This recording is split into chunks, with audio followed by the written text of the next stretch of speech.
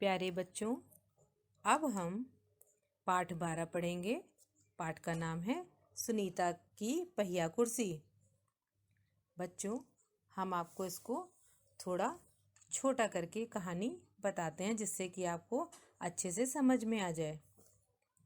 सुनीता जब उठी तो उसे याद आया कि उसे बाजार जाना है। वह खुश हो गई। सुनीता आज पहली बार अकेले बाजार जाने वाली थी।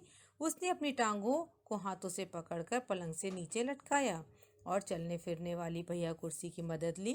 उसने अपने काम फुर्ती से निपटा लिए और नाश्ता करके माँ से झोला और रुपए लेकर अपनी पहिया कुर्सी पर बैठकर बाजार की ओर चल पड़ी। आज छुट्टी का दिन है। हर जगह बच्चे खेलते हुए दिखाई दे रहे हैं। वह उदास हो गई। वह भी उन बच्चों के साथ खेलना चाहती थी। रास्ते में कई लोग सुनीता को देखकर मुस्कुराए, जबकि वह उनको जानती तक नहीं थी। सुनीता हैरान थी यह सोचकर कि लोग उसको इस तरह से क्यों देख रहे हैं। एक छोटी सी लड़की ने आके सुनीता से पूछ ही लिया, तुम्हारे पास ये अजीब सी चीज क्या है? सुनीता अभी जवाब दे ही रही थी कि उस लड़की की माँ ने उसे गुस्से में आकर लड़की को सुनीता से दूर हटा दिया। माँ ने उसे समझाया, तुम्हें इस तरह का सवाल नहीं पूछना चाहिए। सुनीता दुखी हो गई। उसने लड़की की माँ से कहा, मैं दूसरे बच्चों से अलग नहीं हूँ। सुनीता बाजार पहुँच गई। दुकान में घुसने के लिए उसे सीढ़ियों पर चढ़ना था। यह काम बहुत मुश्किल था, लेकिन अमित नाम के एक लड़के ने उसकी मदद की और मदद से वह सीढ़ियां चढ़ गई। उसने अमित को धन्यवाद दिया और कहा, अब मैं दुकान तक खुद पहुंच सकती हूँ। दुकान में पहुंचकर सुनीता ने 1 किलो चीनी मांगी। दुकानदार जल्दी में था। उसने चीनी की थैली सुनीता की गोद में डाल दी। सुनीता गुस्सा हो गई। दूसरों की तरह वह भी अपने आप सामान ले सकती थी। उसे दुकानदार का व्यवहार अच्छा नहीं लगा। चीनी लेकर वह अमित के साथ बाहर निकल आई। वह दुखी थी। उसने अमित से कहा, लोग मेरे साथ ऐसा व्यवहार करते हैं जैसे कि मैं कोई अजीबोगरीब लड़की हूँ। इस पर अमित ने कहा, शायद तुम्हारी पहिया कुर्सी के कारण ही वे ऐसा व्यवहार करते हैं। उसने सुनीता से पूछा, तुम इस पर क्यों बैठती हो? सुनीता ने जवाब दिया, मैं पैरों से चल नहीं सकती। इस पहिया कुर्सी के पहियों को घुमाकर ही मैं चल फिर सकती हूँ। फिर भी मैं दूसरे बच्चों से अलग नहीं हूँ। अमित ने उसकी इस बात को स्वीकार नहीं किया। उसने कहा, मैं भी वे सारे काम कर सकता हूँ जो दूसरे बच्चे कर सकते हैं, पर मैं भी दूसरे बच्चों से अलग हूँ। इसी तरह तुम भी अलग हो। सुनीता मानने को तैयार नहीं थी। अमित ने उसे समझाया, हम दोनों बाकी लोगों से कुछ अलग हैं। तुम पहिया कुर्सी पर बैठकर चलती हो, मेरा कद बहुत छोटा है। सुनीता कुछ सोचने लगी। फिर वह अमित के साथ तेजी से सड़क पर आगे बढ़ गई। लोग उन दोनों को घूरते रहे, लेकिन सुनीता को उनकी कोई परवाह नहीं थी। शब्द का अर्थ, सहारा, सहायता या मदद। फुर्ती, तेजी। रोजाना, रोज या प्रतिदिन। टुकुर टुकुर, एकटक देखना। अजीबोगरीब, अनोखा या विचित्र।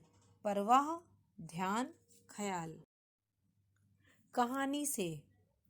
सुनीता को प्रश्न है, सुनीता को सब लोग गौर से क्यों देख रहे थे?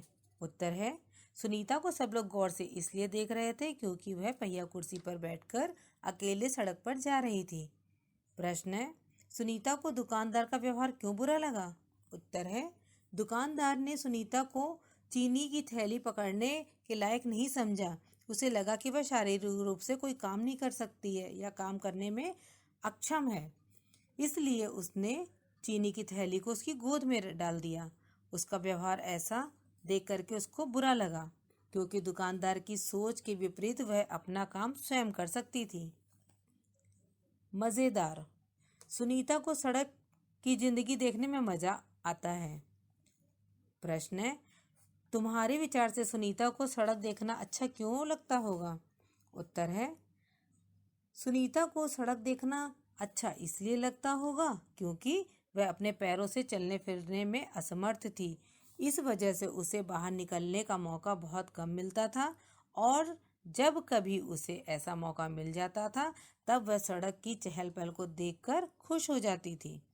प्रश्न है, अपने घर के आसपास की सड़क को ध्यान से देखो और बताओ, तुम्हें क्या क्या चीजें नजर आती हैं? लोग क्या क्या करते हुए नजर आते हैं? उत्तर है, हमें सड़क पर चलते लोग, सब्जियों फलों आदि के ठेले, साइकिल पर सवार, ताला चाबी बनाने वाले, स्कूटर बाइक आदि चीजें नजर आती हैं। दूसरा है, लोग सड़क पर चलते हुए, बातें करते हुए, स्कूटर रिक्शा बाइक आदि चलाते हुए नजर आते हैं। मनाही। फरीदा की माँ ने कहा, इस तरह के सवाल नहीं पूछने चाहिए। फरीदा पहिया कुर्सी के बारे में जानना चाहती थी, पर उसकी माँ ने उसे रोक दिया। माँ ने फरीदा को क्यों रोक दिया होगा? क्या फरीदा को पहिया कुर्सी के बारे में नहीं पूछना चाहिए था? तुम्हें क्या लगता है? क्या तुम्हें भी कोई काम करने या कोई बात कहने से मना किया जाता है? कौन मना करता है? कब मना करता है? पहले का उत्तर है, माँ ने फरीदा को इसलिए रोक दिया होगा क्योंकि उसके विचार में किसी अपंग व्यक्ति से ऐसा सवाल नहीं करना चाहिए, उसके दिल को तकलीफ पहुंचती है। दूसरे का है, फरीदा बहुत छोटी थी, उसे क्या पता कि ऐसा सवाल पूछना चाहिए या नहीं। हाँ, अगर उससे पूछ ही लिया है तो बहुत बड़ी गलती नहीं की। वह जिज्ञासावश उस पहिया कुर्सी के बारे में जानना चाहती थी। तीसरे का उत्तर आपको बच्चों स्वयं करना है। मैं भी कुछ कर सकती हूँ। यदि सुनीता तुम्हारी पाठशाला में आए तो उसे किन किन कामों में परेशानी आएगी? उत्तर है, हमारी मंजिल की कक्षा में प्रवेश करने के लिए सीढ़ियाँ चढ़ने और कक्षा से बाहर आने के लिए सीढ़ियों से उतरने तथा अपनी कक्षा के बच्चों के साथ खेलने में परेशानी आएगी। प्रश्न है, उसे यह परेशानी न हो इसके लिए अपनी पाठशाला में क्या तुम कुछ बदलाव सुझा सकती हो? उत्तर है, पाठशाला में रैंप ढलान होने चाहिए। एक सहायक की नियुक्ति होनी चाहिए जिसका काम होगा सुनीता जैसी बच्चों की मदद करना।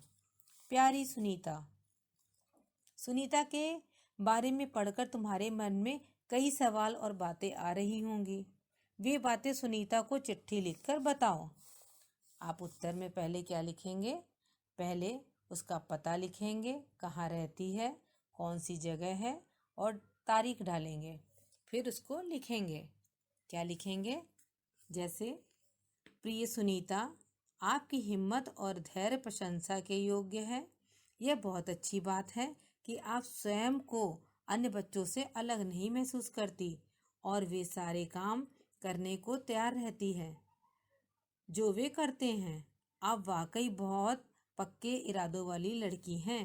पहिया कुर्सी के सहारे आप कहीं भी चली जाती हैं। उन लोगों की परवाह नहीं करती जो आपको एकटक निहारते हैं।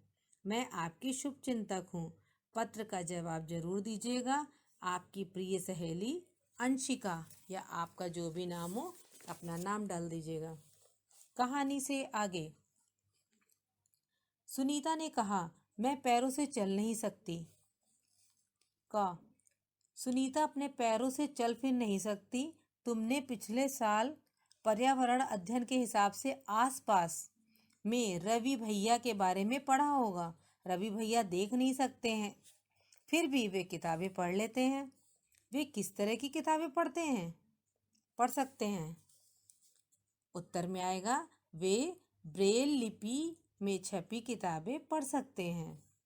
प्रश्न है, उस तरह की किताबों के बारे में सबसे पहले किसने सोचा? उत्तर है, उस तरह की किताबों के बारे में सबसे पहले लुई ब्रेल ने सोचा। प्रश्न है, आसपास में कुछ ऐसे लोगों के बारे में भी बात की गई है जो सुन बोल नहीं सकते। क्या तुम ऐसे किसी बच्चे को जानते हो जो सुन बोल नहीं सकता? उत्तर है, हाँ, मेरे पड़ोस में एक लड़का है, उसका नाम रवि है। वह सुन बोल नहीं सकता। प्रश्न है, तुम उसे किस तरह से अपनी बात समझाते हो? उत्तर है, मैं उसे हाथों और चेहरों के इशारे से अपनी बात समझाती हूँ। मेरा आविष्कार। सुनीता जैसे कई बच्चे हैं, इनमें से कुछ देख नहीं सकते तो कुछ बोल नहीं सकते, कुछ सुन नहीं सकते। कुछ बच्चों के हाथों में परेशानी है तो कुछ चल नहीं सकते। तुम ऐसे ही किसी एक बच्चे के बारे में सोचो। यदि तुम्हें कोई शारीरिक परेशानी हो तो अपनी चुनौतियों के बारे में भी सोचो। उस चुनौती का सामना करने के लिए तुम क्या आविष्कार करना चाहोगे, उसके बारे में सोचकर बताओ कि वह कैसे बनाओगे। उसे बनाने के लिए किन चीज़ों की ज़रूरत होगी, वह चीज़ क्या क्या काम कर सकेगी, उस चीज़ का चित्र भी बनाओ। उत्तर में, मैं एक ऐसी दवा का आविष्कार करूंगी जिसे खाते ही गूंगे बोलने लगेंगे, बहरे सुनने लगेंगे, अंधे देखने लगेंगे, लंगड़े चलने लगेंगे। धन्यवाद बच्चों।